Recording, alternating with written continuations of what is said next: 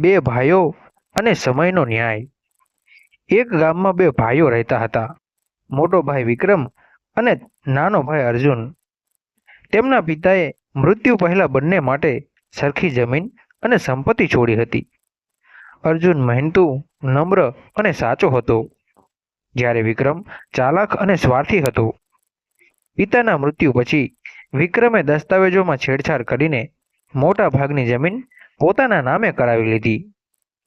અર્જુને વિરોધ ન કર્યો, તેણે માત્ર એટલું કહ્યું, ભાઈ, જે તને યોગ્ય લાગે તે કર, મને મારા કર્મો પર વિશ્વાસ છે। સમય પસાર થતો ગયો। વિક્રમે પૈસાના ઘમંડમાં ઘણા લોકોને છેતર્યા। બીજી તરફ અર્જુન નાની જમીનમાં દિવસ રાત મહેનત કરતો રહ્યો।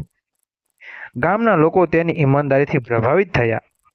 એક દિવસ ભારે દુષ્કાળ પડ્યો। વિક્રમની મોટી જમીન સુકાઈ ગઈ, કારણ કે તેણે પાણીની યોગ્ય વ્યવસ્થા કરી ન હતી। અર્જુને પોતાની નાની જમીનમાં મહેનતથી કૂવો બનાવ્યો હતો, તેથી તેનો પાક બચી ગયો। ગામના ઘણા લોકો મુશ્કેલીમાં હતા। અર્જુને પોતાનો પાક વેચવાને બદલે જરૂરિયાતમંદોને અનાજ આપ્યું। તેને દયાળુતા અને સારા સ્વભાવની ચર્ચા આસપાસના ગામોમાં થવા લાગી। થોડા સમય પછી સરકારની એક યોજના હેઠળ સૌથી પ્રગતિશીલ ખેડૂત તરીકે અર્જુનની પસંદગી થઈ અને તેને મોટી સહાય મળી। ધીમે ધીમે તે ગામનો સૌથી સફળ ખેડૂત બની ગયો। બીજી તરફ વિક્રમ દેવોમાં ડૂબી ગયો। એક દિવસ તે અર્જુન પાસે મદદ માંગવા આવ્યો।